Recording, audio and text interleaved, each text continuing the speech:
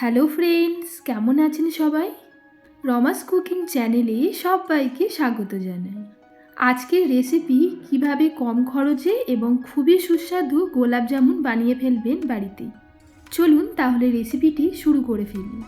প্রথমেই একটা কড়াতে প্রায় 1 লিটারের মতন দুধ নিয়েছি। দুধটাকে খুব ভালো রকম করে গরম করে নিলাম। এবারে মিডিয়াম ফ্লেমে মোটামুটি দুধটাকে ফুটিয়ে নেব। বেশ কিছুক্ষণ সময় ধরে দুধটাকে ফুটিয়ে ফুটিয়ে গাঢ় করে নিচ্ছি। দুধটা যখন অনেকটাই গাঢ় হয়ে যাবে, ঠিক সেই সময়ে 1 চামচের মতন পাউডার দুধ দিয়ে দিলাম। পাউডার দুধটাকে খুব ভালো করে দুধের সাথে মিশিয়ে নিচ্ছি। পাউডার দুধটা দেওয়ার ফলে দুধটা খুবই তাড়াতাড়ি গাঢ় হয়ে গেছে। সম্পূর্ণ শুকনো শুকনো বা চাঁচির মতো করার কোনো প্রয়োজন নেই। এখন দুধটাকে নামিয়ে রেখে দেব। এরপর কড়াতে 1.5 বাটির মতো চিনি দিলাম। সেম বাটির মাপে 1.5 বাটি জল দিলাম। এখন জল আর চিনিটাকে খুব ভালোভাবে গুলে নেব। এখন দিয়ে দিলাম 2টো এলাচ। এতে চিনির সেরার মধ্যে সুন্দর একটা স্মেল আসবে। চিনি সম্পূর্ণ গলে গেছে। সামান্য পরিমাণে ফুড কালার অ্যাড করে দিলাম। এখানে আমি অরেঞ্জ কালারটা ব্যবহার করেছি। ফুড কালারটাকে ভালো করে মিশিয়ে নিলাম। তারপর মিডিয়াম ফ্লেমে 5 থেকে 7 মিনিট কন্টিনিউ ফুটিয়ে নেব। 5-7 মিনিট পর গ্যাসের ফ্লেমটাকে একদম লোতে রেখে দিলাম। এরপর সামান্য পরিমাণে রস নিয়ে চেক করে নিচ্ছি। চিনির সেরাটা 1 তার বা 2 তার করার কোনো প্রয়োজন নেই। আঙুলের মধ্যে নিয়ে দেখে নেবেন একটু চিটচিটে টাইপের হয়েছে কিনা। এরপর গ্যাসের ফ্লেমটাকে বন্ধ করে দিলাম। এখন আমি 8 পিসের মতন ব্রেড নিয়েছি। ব্রেডের সাইজগুলো যথেষ্ট পরিমাণে বড়। এখন যে ব্রেডের চারিদিকে শক্ত অংশ থাকে সেগুলোকে কেটে বাদ দিয়ে দিচ্ছি। এরপর চাকুর সাহায্যে বা হাতের সাহায্যে টুকরো টুকরো করে কেটে ছোট করে নিচ্ছি। আর যে ব্রেডের শক্ত অংশ আছে সেগুলোকে রেখে দিলাম, ব্রেড ক্রাম্বস বানানোর কাজে লেগে যাবে। এরপর একটা মিক্সিং বোলের মধ্যে ব্রেডের টুকরোগুলোকে দিয়ে দিলাম। তারপর মিক্সিং বোলের মুখটাকে বন্ধ করে গুঁড়ো করে নেব।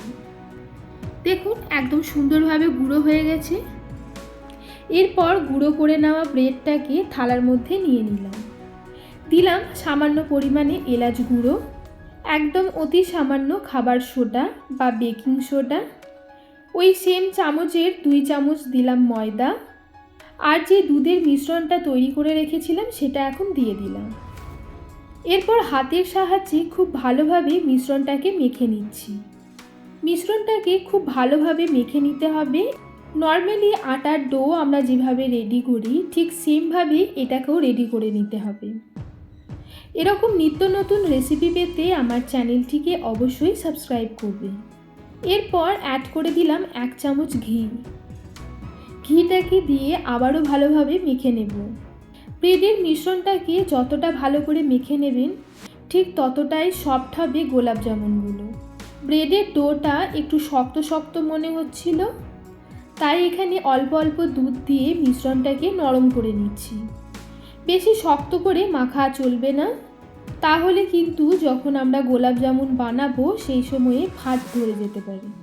তাই একদম নরম করে ডোটাকে রেডি করে নিতে হবে।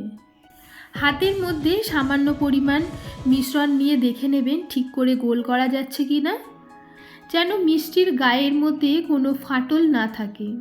এরপর সমান ভাগে ভাগ করে নিচ্ছি। চেষ্টা করবেন মিষ্টির সাইজগুলো যেন সমান হয়, না হলে একটা ছোট বা বড় হলে দেখতে বাজে লাগবে।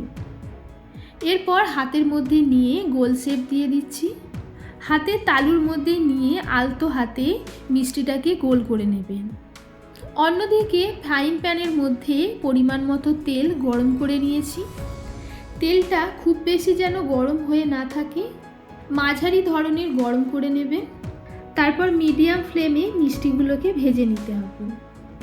অনবরত চামচ দিয়ে নাড়াচাড়া করতে থাকবেন। একদিক সম্পূর্ণ হবে তারপর আরেক দিক উল্টাবো, ঠিক এইরকম করবেন না। একটু করে হবে আর একটু করে ঘুরিয়ে ঘুরিয়ে চারিদিকটাকে লাল করে ভেজে নিতে হবে। এরপর মিষ্টিগুলোকে তেল ঝরিয়ে নিচ্ছি। এদিকে চিনির সেরাটাকে আবারও আমি গরম করতে বসিয়ে দিয়েছি। তারপর এই যে ব্রেডের যে বলগুলো সেগুলোকে দিয়ে দিলাম।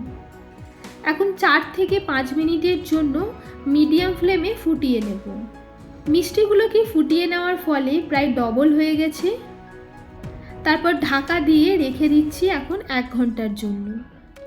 1 ঘন্টা পর দেখুন মিষ্টিগুলো কতটা বড় বড় সাইজের হয়ে গেছে।